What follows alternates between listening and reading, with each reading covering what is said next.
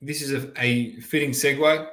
The Saudi Pro League secures a $500,000 TV deal. Not much, I get it, but let's look at it in a different way. Part of this agreement is that they'll broadcast up to 3 live matches a week from the Saudi Pro League. Obviously, Ronaldo in one, always, and some highlights of the league. Now, Dazon's approach is all about global. We're going to be this global platform. We're going to work with all these different leagues and so on, and we're going to build a global fan base. Let's say this still works out, right? This one here shows some good retention. What's stopping Dazn from bidding next year for exclusive rights? That's right. I mean, it's look, they are looking at what Apple has done to get the exclusive rights of MLS and certainly seeing the success. The Saudi league, is aggressively pursuing talent. You've got one of the biggest names in the world playing there right now with Ronaldo, and why not do a toe in the water deal to see what happens. I mean, obviously, that's a strategic play, and if you get the return on this, I mean, it to your point could be why wouldn't I go all in? Because we know that they're aggressively out there talking to trying to recruit name talent into big these names. clubs. Big names. They're going after Ramos too. They're going after players across the board. We've seen obviously they went after Mbappe. $1 billion didn't get Mbappe, but it might get him a couple other players, but collectively. But again, they are committed, and we've talked about PIF and just the Saudi investments in global sport. They are not going to just sit idly and have their league just be the end of the conversation. They're gonna force their way into the conversation. And if you're Dazn or if you're any broadcast partner, this is a buy low, sell high kind of opportunity. Get in now. Test it. If it doesn't work, it doesn't work. It's not a big loss. But it's the world's game.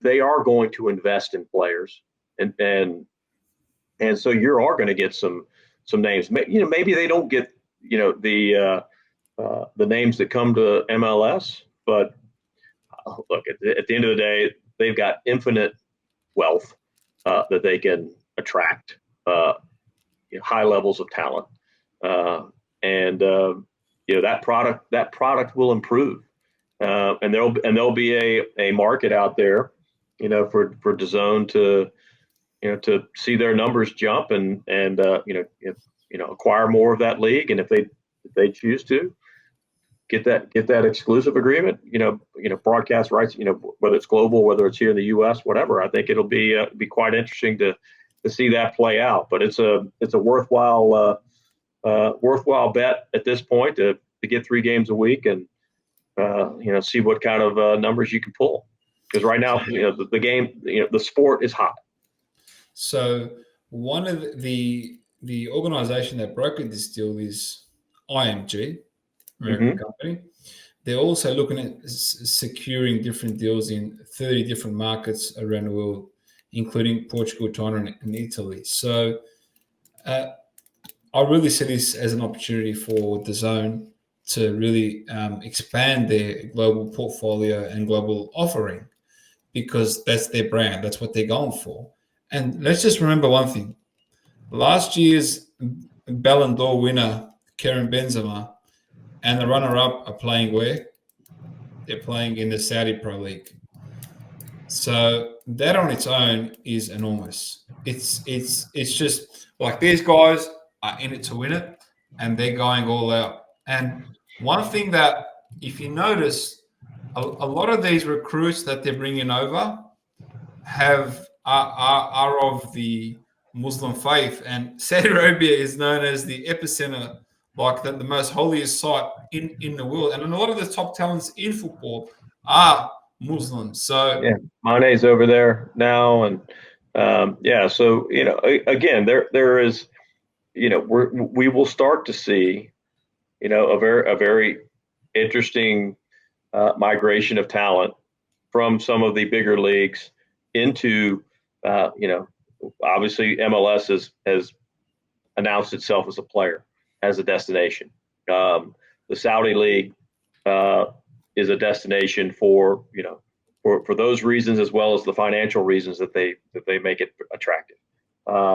And again, let's one, it just creates more opportunity for younger talent within the European leagues. Move up and get your chances, because some of the higher price talent, if you will, is going to some new markets.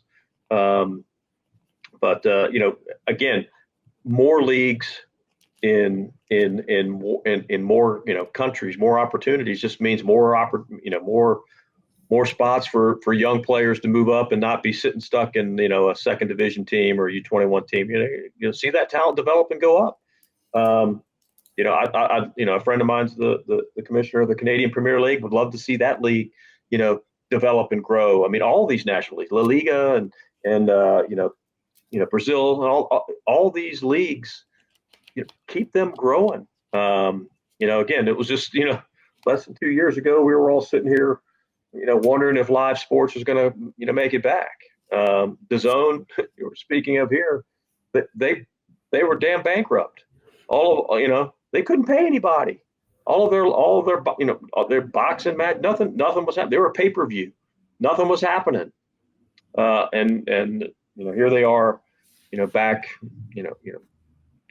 back in the news in this case. But it's things change pretty quickly, and here we are, watching the global growth of this game that was always kind of concentrated now is really starting to share its talent to a much wider audience, because we're seeing other leagues raise their level and become obviously interesting to watch, given the migration of some of the talented players that are showing up in these leagues. So fun times indeed. Absolutely. I mean, it's very interesting times. We're seeing a revolution within sport. We're seeing times that the European leagues did not want to see. We're seeing these alternative leagues around the world really getting consolidated and established and strong. And this is great for football in general. It grows the game all around the globe and continues that. And in regards to the Canadian League, they need to get on the phone to the PIF as soon as possible. Sell their case. Yeah. Get a little investment in there, and get going. I'll get them a direct line to the commissioner's office. We can make that happen. There you go. All right, everyone. It's been quite the episode.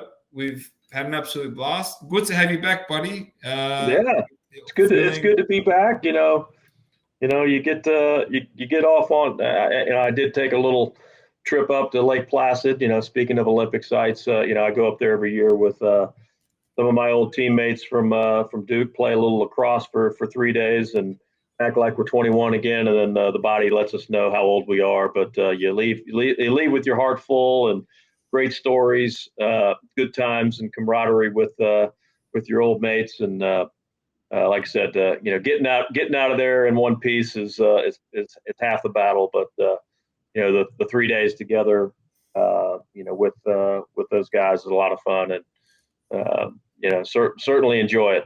So, but good to be back with you here this week. Awesome. Great to have you back. Thank you, everyone, for tuning in. We'll catch you all next week on the Business of Sport. See you, everyone. Goodbye. Take care.